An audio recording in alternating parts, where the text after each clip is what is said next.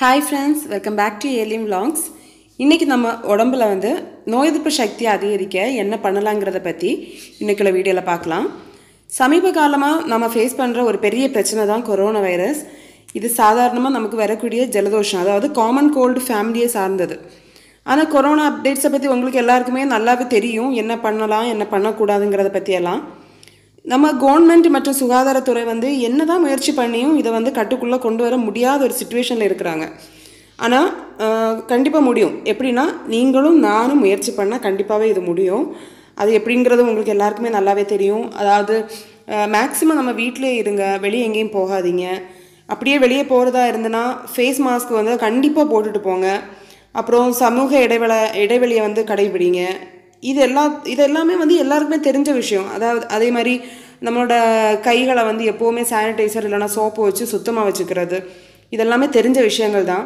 ஆனால் இன்றைக்குள்ள வீடியோவில் வந்து நான் இன்னொரு விஷயத்தை கூட நான் உங்களுக்கு சொல்கிறேன். இதை வந்து கண்டிப்பாக எல்லோரும் ஃபாலோ பண்ணணும். ஸோ இந்த வீடியோவை ஸ்கிப் பண்ணாமல் லாஸ்ட் வரைக்கும் பாருங்கள். அப்புறம் நம்மளோட ஹூ வந்து இவ்வளோ நாள் என்ன சொன்னாங்கன்னா, கொரோனா வைரஸ் வந்து தொடுறது அப்புறம் எச்சில் இது மூலம் மட்டும்தான் கொரோனா வந்து பரவுனாங்க. ஆனால் இன்றைக்கி மார்னிங் வந்து ஹூ வந்து ஒரு அறிவிப்பு வெளியிட்டிருக்காங்க, ஒரு அப்டேட்டு. என்னென்னா, கொரோனா வைரஸ் வந்து காய்ச்சல், தும்மல், சளி இது எதுவுமே இல்லாமல் அறிகுறி வந்து இல்லாத நபர்களாலும் பிறருக்கு வந்து பரவக்கூடும் அப்படின்னு சொல்லியிருக்காங்க. அதனால் நம்ம என்ன தான் மாஸ்க்கு அப்புறம் இடைவெளின்னு சொல்லி நம்ம கேர்ஃபுல்லாக இருந்தாலும் கடையில் வாங்கிட்டு வர்ற பொருளில் கூட இருக்க வாய்ப்பு இருக்குது.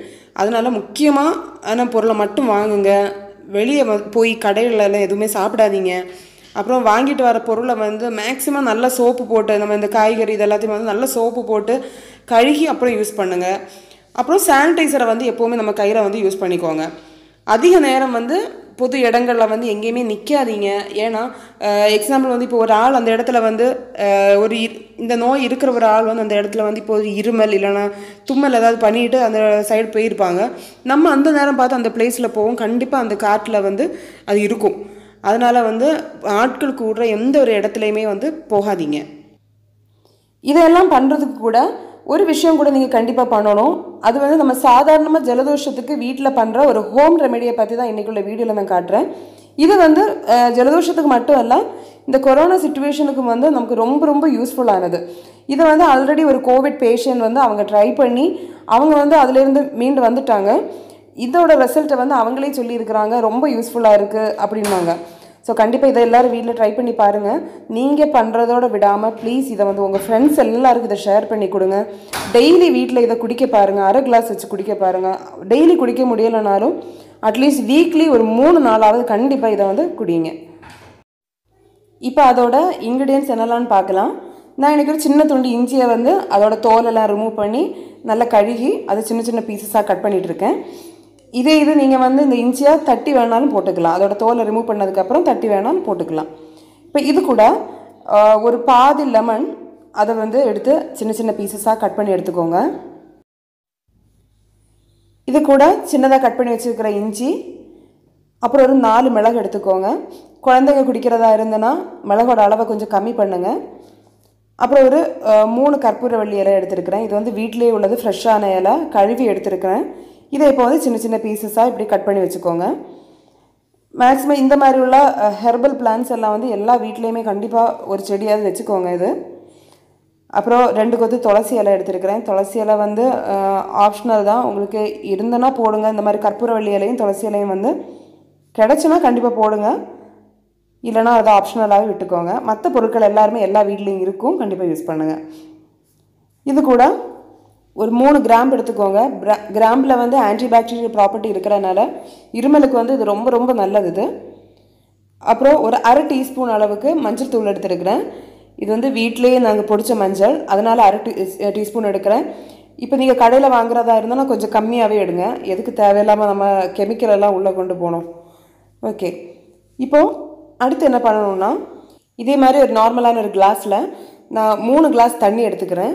நீங்கள் வந்து உங்கள் வீட்டில் எத்தனை பேர் இருக்கிறாங்களோ அந்த அளவுக்கு, நீங்கள் இப்போ ஒரு 5 பேர் இருக்கிறீங்கன்னா 5 கிளாஸ் தண்ணி எடுத்துக்கோங்க.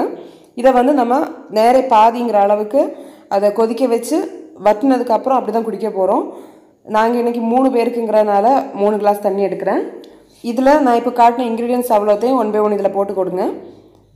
இதில் வந்து துளசியும் கற்பூரவள்ளி இலையும் வந்து சில சிலர் வீட்டில் இருக்காது. இருந்துன்னா ஃப்ரெஷ்ஷாக இலையை போடுங்க.